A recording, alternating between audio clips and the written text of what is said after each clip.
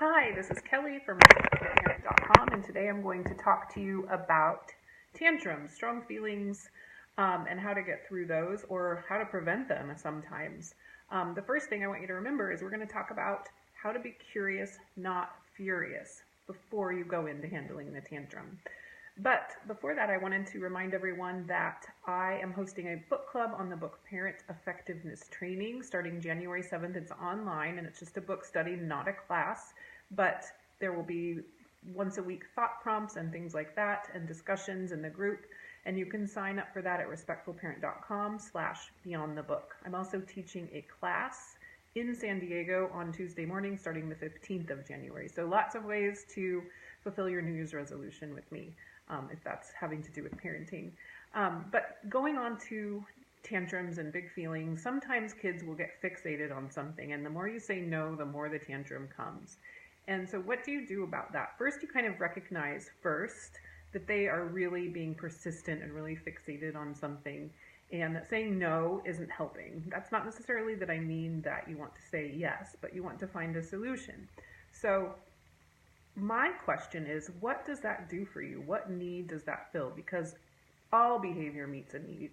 What special value does that pink sippy cup have versus the blue sippy cup or the green? What is that doing for the child? And sometimes you can figure that out and sometimes you can't. But sometimes it's they want to feel special. Sometimes it's just they've been told no so many times and that last no just sends them over the edge. So how is that why do you want the blue sippy cup? What does that do for you? It makes me feel good. It makes me feel special. So they want to feel special. They want to feel like they're important. So maybe there's another way. If that one is dirty and you can't wash it or it's lost at school, that they can feel special another way. So you can ask them, okay, so that's one way to feel special. What's another way to feel special? And then they can help problem solve with you and be a little bit more in charge of their destiny and their autonomy. And you just want to understand. So instead of saying no or deflecting and saying have this one and trying to come up with all these ideas that will make them happy, let them think of it. What would make you feel special? All you have to do is figure out what they are trying to do with that behavior, and then sometimes they can solve it on their own. But a lot of times a tantrum happens anyway, especially with young kids under 4. They're prone to that. Their executive function isn't there. They can't keep their feelings in control all the time. So it depends on how strong these feelings are, how strong the tantrum is. Sometimes just sitting there and riding it out is the only thing you can do, silence. Because sometimes talking will make it worse. They just can't handle any more input. All their feelings are consumed in this tantrum and crying, and they can't hear what you say anyway. So don't say anything, just sit there. Sometimes just acknowledging, I know this is hard. Less is more sometimes with those big ones and with the littler kids. However, when the tantrum happens, what happens is their lid flips. They get emotionally flooded. So once they start to calm down a little bit, you can reflect back what you think is wrong and how they're feeling. You're really disappointed. You really wanted to go to that friend's house today. You really didn't want to miss soccer practice. And you're sad. And so what that does is it engages the thinking part of their brain and helps them become more rational and help their brain integrate a little bit. So if you can kind of name what they're feeling, what you think they're feeling, they'll correct you if you're wrong. No, I'm not disappointed. I'm so mad. Or I'm not disappointed. I hate everything. So they'll correct you and you can continue on from there. But that helps get them emotionally regulated and re-engage the brain.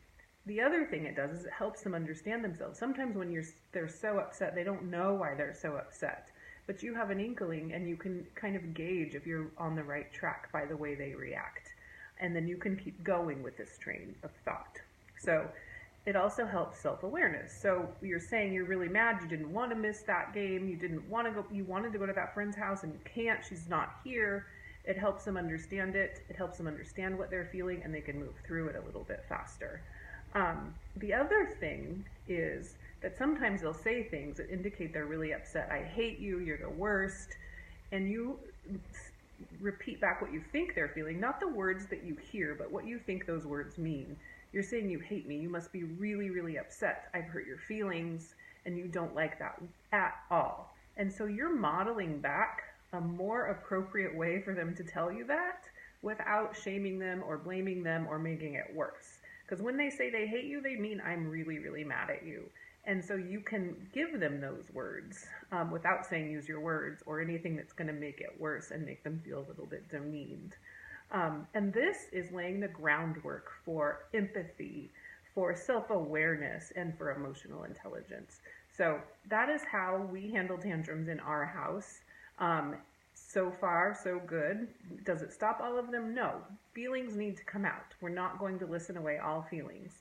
But accepting them and doing it this way makes your child feel accepted, makes them feel like they're valued and that their feelings matter. Again, thank you for listening. This is Kelly at Respectful Parent. Don't forget to sign up for book club at respectfulparent.com/beyondthebook or parenting classes on my website at respectfulparent.com. Thank you very much and happy Monday.